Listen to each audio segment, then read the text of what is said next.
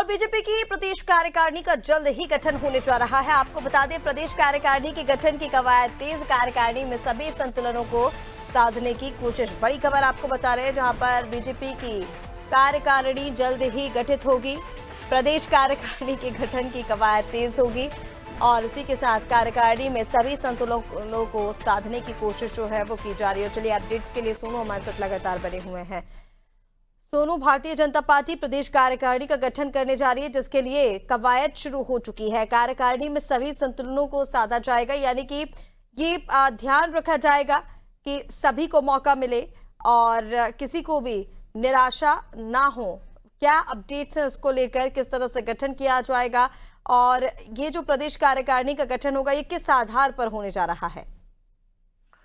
देखिए, जिस तरह से हाल ही में उत्तराखंड बीजेपी में जो सियासी माहौल देखने को मिला, देहरादून से लेकर दिल्ली तक और देहरादून से लेकर भरारी शहर तक, अब तमाम तरह की चर्चाएं चल रही हैं।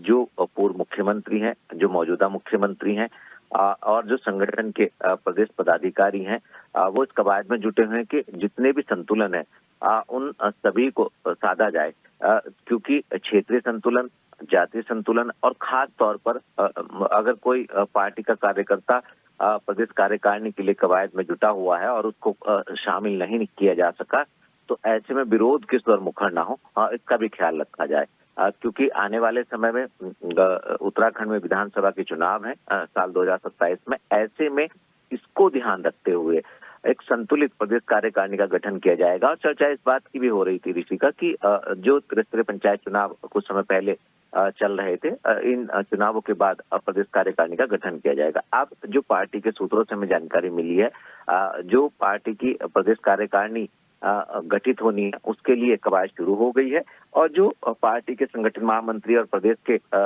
जो रणनीतिकार हैं पार्टी के, उन्होंने सूची बनाना शुरू कर दिया है।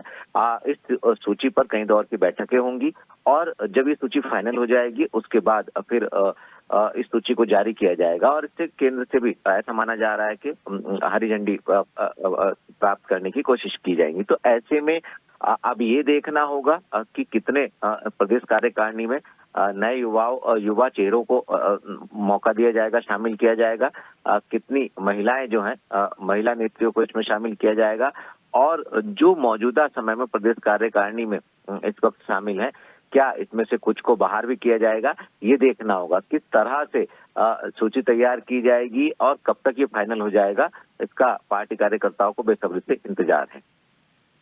बिल्कुल सोनू, तमाम जानकारी के लिए बहुत शुक्रिया। आप देख रही होगा हालांकि किस तरह से बैलेंस जो है इन तमाम चीज़ों में बैठाया जाता है और कैसे प्रदेश कार्यकारिणी का गठन होता है, लेकिन इंतजार सभी को है प्रदेश कार्यकारिणी का।